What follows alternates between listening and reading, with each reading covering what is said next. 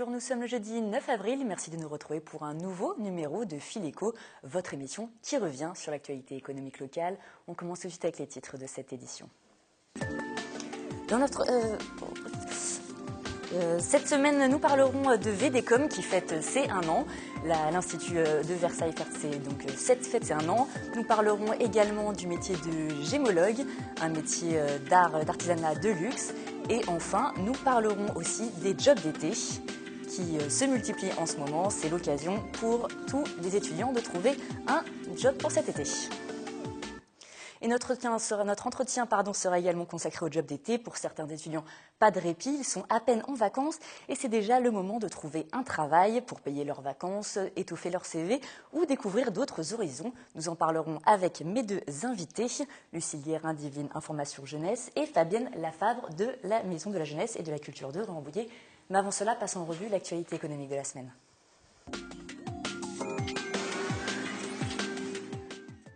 À quoi ressemblera le véhicule de demain dans les Yvelines à Versailles?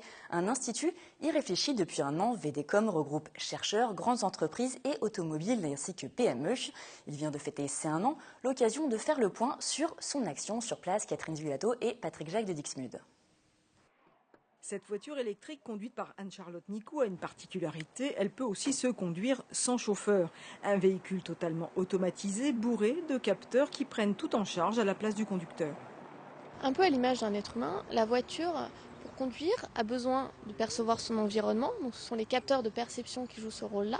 Donc, celle-ci a une vision à 360 degrés afin de minimiser le risque d'englement, voire même supprimer complètement. Elle a besoin également de se localiser. Donc, ce sont le but des capteurs de localisation, puisque vous avez besoin de savoir où vous êtes et quel est l'environnement autour de vous. Et enfin, elle doit prendre des décisions. Donc, ce qu'on appelle le module de supervision, ce sont toute l'intelligence embarquée et tout le cœur de nos algorithmes. Ce véhicule prototype est l'une des grandes fiertés de VDCOM. Il est testé sur les pistes de Satori. L'Institut de transition énergétique a été lancé il y a 1 an. Il travaille sur toutes les questions de mobilité, d'électrification, d'automatisation et de connectivité des voitures du futur. On a les grandes entreprises de l'automobile française qui sont fondateurs de VDCOM, des grands instituts de recherche, et puis également des PME et bientôt des startups. Donc c'est un écosystème de près de 40 membres qui travaillent ensemble tous les jours. Un mariage entre secteur public et privé, entre petites et grandes entreprises, entre chercheurs et ingénieurs qui portent ses fruits. Aujourd'hui, l'Institut emploie un peu moins de 100 personnes. Ils seront plus de 150 à la fin de l'année et il est prévu encore une centaine d'embauches d'ici 2016. Pour fonctionner, VDCOM, qui fait partie du PIA, le plan d'investissement d'avenir, dispose d'un budget de 19 millions d'euros. Ce budget est en croissance, donc sur 3 ans, et l'ensemble de VDCOM est financé à 10 ans pour globalement une centaine de millions d'euros. Quand l'État met 1, les industriels mettent 1. Ça, c'est le principe de base du financement de VDCOM. Reste une interrogation, à quand une voiture sans conducteur sur route? Pour l'heure, c'est interdit en France et en Europe. Seul l'État du Nevada aux États-Unis a donné cette autorisation pour la Google Car. Mais l'avenir s'annonce radieux pour VDCOM. En octobre prochain, la ville de Bordeaux va accueillir le Congrès mondial des systèmes automatisés et les responsables en sont persuadés, les derniers leviers législatifs devraient se lever. En attendant, VDCOM travaille également sur un pôle d'excellence qui ouvrira à la fin de l'année à Satori pour préparer cette fois les moteurs électriques de demain. Et nous continuons à parler transport. Cette semaine, la SNCF a présenté ses projets 2015 pour le Transilien. Objectif dans les Yvelines, désengorger les 3 lignes qui desservent Versailles 50 ans en Yvelines et Versailles, la C, la L et la U, mais également donner un coup de jeune aux infrastructures vieillissantes. Un reportage de Mélanie Poquet, Yolène Thorez et William L. Retard à répétition, rames saturées, infrastructures obsolètes, le Transilien yvelinois est dans la ligne de mire des usagers. Conscient des difficultés, Transilien SNCF a engagé des études et discussions pour analyser ces difficultés, notamment sur la ligne L avec le tronçon Paris-Versailles. Il y a 2 problèmes aujourd'hui. Un, la ligne est saturée, c'est-à-dire que alors qu'elle fonctionnait très très bien il y a quelques années, le fait qu'il y ait de plus en plus de voyageurs fait que les temps d'attente en gare, montée et descente sont de plus en plus importants et donc il y a un effet boule de neige, les trains prennent de plus en plus de retard. En collaboration avec l'association Plus de trains pour la Défense, Transilien a élaboré un nouveau plan de transport comprenant une meilleure répartition des trains. Il sera mis en œuvre le 13 décembre de cette année. Autre sujet d'amélioration, la ligne du RER-C pour laquelle plus d'1 milliard d'euros de travaux sont engagés jusqu'en 2020. Cette ligne souffre particulièrement de l'ancienneté de ses infrastructures. La ligne C, elle a une infrastructure extrêmement ancienne. Elle a une caténaire qui a plus de 95 ans. Et donc il faut la rénover. Il faut rénover également les rails dans le tronçon central. Et ce sont des travaux qu'on engage à partir de 2015. Dernière annonce qui concerne aussi les Yvelinois, le forfait toute zone voté en décembre 2014 avec un tarif unique de 70 €. Il entrera en vigueur le 1er septembre prochain. Bientôt une nouvelle monnaie pour le parc national de Chevreuse. En tout cas, le projet est lancé dans le cadre d'un appel à projet de la région Île-de-France sur des fonds européens. Le parc national de Chevreuse pourrait lancer sa propre monnaie, en parallèle de l'euro bien sûr. Ce projet a pour but de favoriser l'économie locale et de développer les services et circuits courts locaux. Écoutez les précisions de Olivier Sanche, chargé de mission au sein du parc naturel régional. Dans la pratique, ça fonctionnerait avec un système de conversion pour les adhérents, pour les habitants ou les commerçants qui souhaitent utiliser la monnaie locale. Donc les gens changeraient directement leurs euros en monnaie locale complémentaire. Et ensuite, ça fonctionnerait exactement comme l'euro, avec des échanges de caisses, des échanges de monnaie. Ça peut aussi fonctionner avec une carte type carte bleue spécifique, mais spécialement dédiée à la monnaie locale. Pour créer cette monnaie, un budget d'environ 100 000 € est nécessaire. D'ici un mois, le parc naturel régional devrait recevoir une réponse et savoir si le projet est accepté. Nous vous tiendrons au courant. Il est maintenant temps de parler job étudiant. C'est l'heure de notre entretien de la semaine.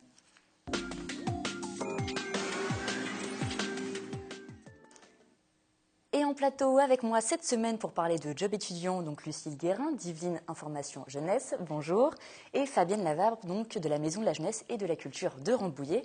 Donc nous allons parler avec vous deux de travail saisonnier pour les étudiants. Vous connaissez bien cette problématique car toutes les deux vous orientez, vous aidez les jeunes dans justement cette problématique et dans leurs recherches. Mais avant d'en discuter, je vous propose de regarder un reportage. Un forum sur les jobs d'été a été organisé ce mercredi au centre Ariane de Vélizy-Villacoublay. Plus de 500 jeunes sont venus armés de leur CV afin de décrocher peut-être le job étudiant de leur été. Je vous propose de regarder ce reportage signé Michael Midoro, William L et Mathilde Caberne. Clément a 20 ans, il est venu chercher son premier job d'été. Je cherche juste à travailler parce que j'ai beaucoup de temps libre avant ma reprise d'études. J'ai envie de le compléter un peu. Un rendez-vous annuel très attendu par tous les étudiants du département. Le forum sur les jobs d'été organisé par Yvelines Information Jeunesse propose une centaine d'offres d'emploi. On a une dizaine de recruteurs présents. L'idée, c'est que justement, il y ait différents secteurs d'activité qui soient représentés pour que chaque jeune puisse s'y retrouver. De la grande distribution, aux cueillettes, à l'aide à la personne. Donc c'est assez varié. Et il faut aussi bien sûr que ce soit accessible, puisque qui dit jeune dit forcément pas beaucoup d'expérience professionnelle. Au total, l'événement a attiré plus de 500 étudiants des Yvelines. Ils ont pu déposer à cette occasion leur CV et leur lettre de motivation aux recruteurs. Je suis venu sur ce forum pour chercher du travail saisonnier, pour gagner un peu ma vie, être un peu plus autonome. L'accueil il est très bien, oui, on est bien reçus, les personnes sont super gentilles, franchement c'est bien. C'est une bonne idée pour trouver un job facilement, je trouve. Et trouver aussi des idées originales, l'association agricole ANEFA tenait un stand. La structure propose des jobs d'été dans l'agriculture partout en France. Ce sont des postes de cueillette, de fruits et légumes, vendanges, mais pas seulement, aussi conduite d'engins agricoles, moisson.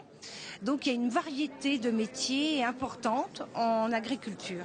Ils travaillent le matin, bien sûr, mais en fin d'après-midi, les soirées sont libres et ils peuvent faire la fête s'ils sont capables de se lever le matin, bien évidemment, parce que les exploitants agricoles veulent que leurs salariés soient dans les champs le matin pour ramasser et cueillir les fruits et légumes.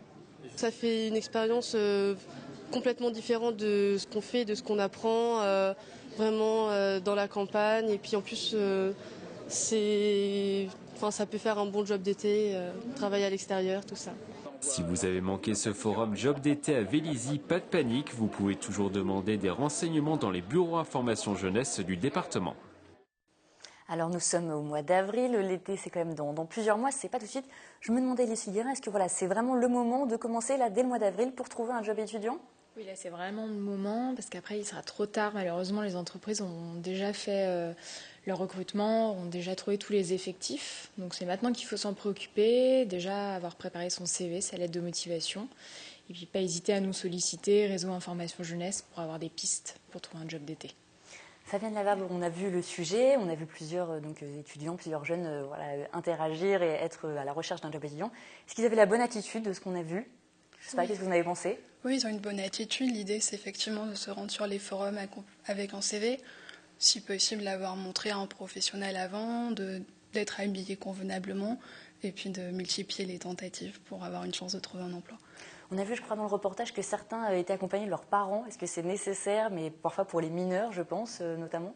Oui, on s'aperçoit qu'il y a énormément de parents qui accompagnent les jeunes. Nous, on les invite plutôt à faire la démarche seuls et de laisser les parents à l'entrée du forum, par exemple, pour montrer vraiment une démarche plus active du jeune. Justement, si on parle des mineurs, est-ce que les mineurs peuvent également travailler? Est-ce que c'est plus compliqué? Sur quel point il faut peut-être faire attention, Lucie Guérin? À partir de 16 ans, un mineur peut travailler. Après, on ne le cache pas que ça va être un petit peu plus difficile de trouver un job d'été parce que la concurrence est rude, il n'y a pas tant de jobs que ça à pourvoir. Quand on est mineur, ce qu'il faut savoir, c'est qu'il va falloir une autorisation parentale pour pouvoir travailler. Bon, ça, normalement, ils n'ont pas trop de mal à l'obtenir. Et puis après, au niveau de la législation, il y a des choses qui diffèrent. Donc pour un employeur, c'est un petit peu plus contraignant. Par exemple, il faut un temps de travail un petit peu moindre. Ce qui peut être intéressant de savoir, c'est qu'il y a certains secteurs qui vont recruter en priorité, plus facilement en tout cas les mineurs. Pour les plus jeunes. Service à la personne, tout ce qui va être garde d'enfants. Voilà. Dans l'animation. Dans l'animation, oui, également.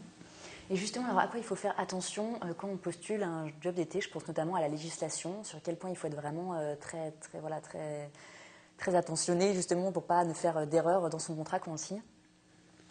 De bien vérifier que l'entreprise est sérieuse, que le contrat de travail est signé entre le jeune et l'entreprise, de jamais commencer un job d'été sans avoir signé de contrat de travail. Ça, c'est en quelque sorte la base. Ce sont en général des CDD de 2 mois ou c'est un peu plus Ça peut être moins. Il y a certaines entreprises qui vont rechercher 2 semaines, mais c'est vrai qu'être disponible au moins 1 mois, c'est la base. Et justement, au niveau de l'encadrement, il y a peut-être des horaires à ne pas dépasser. C'est 35 heures par semaine. Par semaine, sauf pour des mineurs où ce sera moins. Mais voilà, c'est la base légale. Et donc justement, voilà, on propose des CDD pour les gens qui se dirigent vers l'animation, parce que justement, c'est un secteur qui emploie pas mal de jeunes. Ça se passe comment dans ce cas-là? C'est le même type de... Alors, il va y avoir différents types de contrats selon s'ils sont des structures de jour ou en interne avec donc, des séjours à l'étranger ou en itinérance. Généralement, ce sont des tarifs journaliers. Donc, on ne parle pas en tarif horaire, mais en tarif jour. Dans le reportage, on a vu qu'il y avait beaucoup que justement l'agriculture, la cueillette, ça pouvait être un secteur qui emploie. Est-ce que c'est vrai? Parce que c'est pas forcément le domaine auquel on pense quand on parle de job d'été, en fait. Oui, selon les régions, c'est plus ou moins important, mais effectivement, ça fait partie des grands domaines qui emploient l'été des étudiants ou des jeunes. Et du coup, il faut être un petit peu averti quand même pour y aller. Tout le monde peut y aller facilement parce qu'il y a des conditions de travail un petit peu difficiles quand même, non? Oui, après, il faut savoir que ça va pas être évident. Travailler en plein soleil, parfois, s'il fait beau, ça peut être contraignant. Mais après, c'est des jobs étudiants qui sont assez sympathiques. Et puis, comme disait la dame dans le reportage de la NEFA, ça permet d'avoir un petit job et puis de pouvoir profiter de la région dans laquelle on sera. Voilà. Est-ce qu'il faut viser plutôt dans son secteur, par exemple, dans ses études, si on fait des études de communication, peut-être trouver un job d'été en rapport avec la communication, ou justement ça va être plus compliqué, il faut vraiment viser peut-être un secteur qui emploie plus, même si ça ne correspond pas du tout à ses études ou à son parcours professionnel qu'on vise? Je dirais qu'en s'y prenant suffisamment en avance, on peut déjà commencer à regarder dans le secteur dans lequel on évolue, dans le cadre de ses études. Après, si on voit que c'est fermé, qu'on n'a pas forcément de réponse, de ne pas hésiter à justement étendre sa recherche à d'autres secteurs, l'animation, l'aide à la personne, travailler dans le commerce par exemple. Il y a pas mal de propositions. De montrer qu'on est motivé. Est-ce que vous pouvez me donner peut-être une petite fourchette de salaire qu'on peut espérer en étant jeune et en travaillant, je ne sais pas, peut-être le plus gros salaire qu'on puisse se faire en job saisonnier? On voit souvent le SMIC qui apparaît sur les offres. Oui.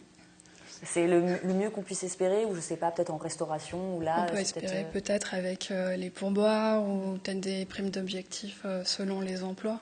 Mais c'est vrai que souvent la référence reste le SMIC. Vous conseillez aux jeunes d'aller plutôt vers quel secteur?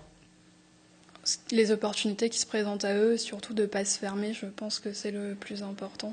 C'est de rester ouvert à toutes les opportunités qu'ils peuvent avoir. Est-ce qu'avec les problèmes de chômage qu'on voit actuellement, c'est encore difficile de trouver un job saisonnier? C'est de plus en plus difficile ou ça n'a pas vraiment d'impact en fait? Non, on se rend compte depuis quelques années qu'on organise des forums job d'été que quand même ça a tendance un petit peu à devenir plus difficile parce que la concurrence est là, les entreprises aussi s'organisent différemment, font plus de turnover à l'intérieur de leur entreprise et du coup il y a moins de place pour les jeunes qui recherchent des jobs d'été. Fabienne, vous avez le même constat à Rambouillet? Oui. C'est d'autant plus difficile qu'on est un peu isolé, on est en fin du département, on a moins de commerce, on a moins de gros centres commerciaux. Du coup, c'est pas évident de mobiliser des recruteurs. Et je pense maintenant nous allons à l'approche des soldes d'été. Peut-être que là, ça vaut toujours le coup peut-être de déposer un CV. Oui, de faire la tournée des magasins, de se présenter directement dans les boutiques ou sur les entreprises. Sinon, je voulais parler aussi du volontariat, du service volontaire européen. Est-ce que c'est aussi un bon moyen d'étoffer son CV peut-être, ou de gagner de l'argent? Mais si c'est bénévolat, peut-être un peu moins. Oui, ça peut être une bonne occasion de se faire en plus une expérience à l'étranger, d'améliorer son niveau de langue par exemple. Donc, le service volontaire européen, ça peut être une bonne initiative. Après, au niveau, faut arriver à trouver une mission qui dure pendant l'été, parce que parfois le service volontaire européen peut être sur plus long terme. Comment ça se passe un petit peu quand on fait cette démarche, quand on veut justement faire son service volontaire européen? Alors là, il faut s'adresser en fait à une structure d'envoi. Donc là, on peut renseigner dans les structures information jeunesse. On n'est pas toute structure d'envoi, mais on peut renseigner. On a un carnet d'adresses avec les structures d'envoi auxquelles les jeunes peuvent s'adresser, parce qu'il y a tout un dossier à prévoir. Faut trouver une mission dans le pays de son choix. Donc il faut s'y prendre en avance. C'est comme pour les jobs d'été, de ne pas hésiter à s'y prendre en amont. Fabienne Lavin, je voulais également qu'on parle des chantiers bénévoles. Est-ce que vous pouvez nous en dire un peu plus? Parce que finalement, c'est une initiative qui est très peu connue. Donc ce sont des missions que l'on propose soit à des ados, soit à des adultes. Donc, on peut partir en chantier à partir de 14 ou 15 ans selon les organismes. On part pour 2-3 semaines en France ou à l'étranger. Donc ce sont des missions d'animation socio-culturelle, de rénovation autour de l'environnement. Et c'est vrai que pour des mineurs, ça peut être une première expérience après à mettre en valeur dans un CV pour justement à valoriser pour un premier CV après à 18 ans pour la première recherche d'emploi. Ça, donc le chantier, le service volontariat européen, c'est vraiment un vrai bonus sur le CV. C'est peut-être mieux de faire ça que de travailler, de prendre peut-être un job qui est moins intéressant. Enfin, qu'est-ce que vous en pensez? Ça peut surtout être une opportunité pour les jeunes qui ne trouvent pas un job forcément rémunéré et du coup de partir à l'étranger ou en chantier jeune bénévole. C'est sûr que la finalité n'est pas la même, étant donné qu'on ne va pas gagner d'argent en tant que bénévole ou volontaire. Donc pour quelqu'un qui n'a pas trouvé un emploi, ça peut être une solution effectivement de valoriser et de remplir son CV. Quel conseil enfin vous donneriez à des jeunes qui veulent soit postuler dans des boutiques, dans des entreprises, ou justement pour les forums, les derniers salons qu'il y a, vu qu'apparemment il y en a encore très peu avant cet été? Oui, là il y en a un dernier qui va avoir lieu sur Poissy samedi prochain. De ne pas hésiter à continuer ses candidatures et puis à venir dans les réseaux information jeunesse pour se faire aider, qu'on puisse leur donner de la documentation et puis des conseils de dernière minute. Un autre petit conseil, je ne sais pas, sur la tenue vestimentaire, par exemple. Oui, d'adapter sa tenue effectivement au poste sur lequel on postule et puis effectivement de multiplier les démarches. Très bien, merci Lucie Guérin et Fabienne Lavade d'être venues sur notre plateau pour nous donner tous ces conseils. Un dernier mot sur l'emploi saisonnier et les jeunes, c'est tout de suite avec le chiffre de la semaine.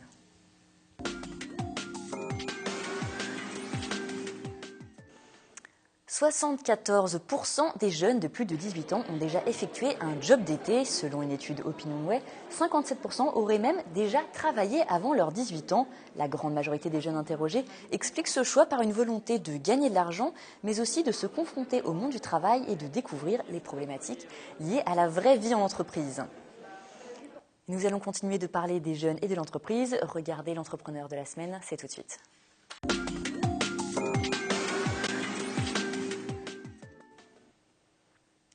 Et Et cette semaine, nous avons rencontré deux jeunes entrepreneurs yvelinois installés à Maurepas. L'année dernière, Vincent Marsat travaillait sur son prototype de machine produisant des hologrammes interactifs. Il vient de s'associer avec Frédéric Chauvet pour le commercialiser. L'Arc, c'est le nom de cette invention. Ils ont accepté de nous la faire découvrir. Des images signées Patrick Jacques de Dixmude, Romain Respigné pour le montage. Ils ont 25 et 26 ans. Vincent et Frédéric sont tous deux yvelinois. Le premier est architecte freelance, il est à l'origine de l'hologramme interactif. Le second est à la tête de la start-up Scrutix qui développe des hologrammes et des sites web. De leur rencontre est née la commercialisation d'Arc, une idée tout droit sortie de l'imagination de Vincent. À la base, en fait, ça part d'un pari. Un pari d'un ami qui me disait, qui m'avait montré ça en fait sur internet et qui me disait je parie que tu n'arriveras jamais à le faire. Donc on l'a fait avec du carton en fait, simplement du carton, quelques bouts de plastique et on est arrivé à faire quelque chose comme ça sur un écran. On s'est dit mais pourquoi pas mettre nos maquettes à l'intérieur en fait. Puis ça a germé dans notre esprit, puis d'un coup, moi j'ai commencé à travailler dessus et à me dire mais je vais mettre mes maquettes à l'intérieur. Mélange d'innovation et de systèmes préexistants, la pyramide holographique permet, grâce au codage, de projeter différentes maquettes en 3 dimensions. N'importe qui peut alors interagir avec l'objet à l'aide de ses mains. En fait, c'est un monde 3D et à l'intérieur de ce monde-là, on a la 3D qu'on demande, ou alors quelque chose qui est numérisé, c'est-à-dire un bouquin par exemple, comme vous l'avez vu ici. Donc à l'intérieur de ce monde-là, ensuite, on prend les différentes phases d'une 3D, et on va les afficher à l'écran, et ces différentes phases vont être ensuite reflétées sur la pyramide. Ensuite, l'ordinateur, lui, tout ce qu'il fait, c'est qu'il gère la 3D et autres, et il gère ensuite les interactions qu'on va lui demander grâce au détecteur de mouvement. 5 ans de travail et près de 3 500 € ont été nécessaires à Vincent pour élaborer l'Arc. Déjà testé en Corée du Sud, son hologramme a été utilisé par des musées ou lors d'événements artistiques. Aujourd'hui, les deux entrepreneurs veulent mettre les capacités de l'invention au service de professionnels.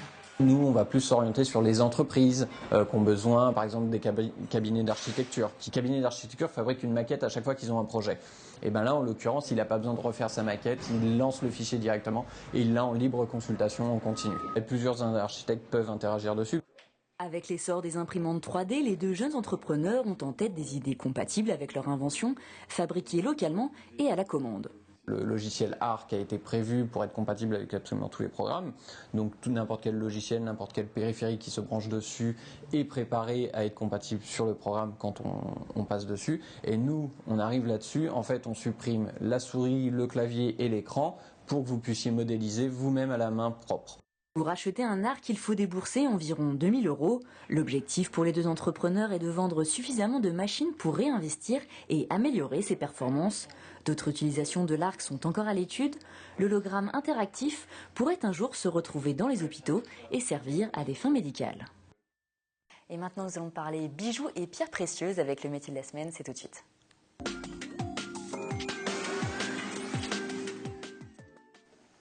Et cette semaine, nous nous intéressons à un métier rare, un métier précieux, celui de gémologue.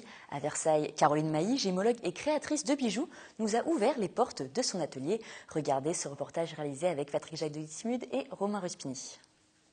Je regarde le rayon lumineux d'une pierre, j'évalue la lumière qui va passer à l'intérieur et en fait ensuite on sait exactement à combien elle se situe pour pouvoir vous dire que c'est un spinel synthétique, un 725. Et que c'est absolument pas ni une topaze, ni une aigue-marine, c'est un faux, c'est une synthèse. Rien n'échappe à l'œil averti de Caroline Mailly. Repérer les gemmes d'exception ou trouver leurs défauts, c'est le quotidien de cette Versaillaise. Antiquaire devenue gémologue, elle étudie, choisit et achète des pierres précieuses. Elle crée ensuite des bijoux sur demande. Généralement, on est ou dessinateur ou gémologue, on a une spécialité. Moi, il s'avère qu'étant toute petite TPE, j'étais dessinatrice, mais j'avais aussi tout un bagage scientifique parce que j'étais du lycée Roche de Versailles. Et donc, ça m'a permis de tout réunir et de faire quelque chose de cohérent. Mais il n'empêche que c'est pas fréquent. Caroline ouvre sa maison de joaillerie en 2004, une passion venue de sa mère, elle aussi gémologue. Antiquaire spécialiste des bijoux et meubles anciens, elle reprend ses études pour obtenir son certificat de gémologie. Elle l'obtient en Angleterre en 2011.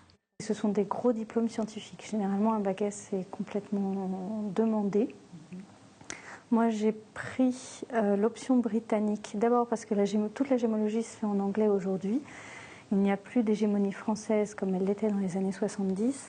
5 ans d'études sont nécessaires pour apprendre à connaître les pierres, savoir les évaluer, connaître la classification, mais aussi la législation et la gestion commerciale de ces produits de luxe.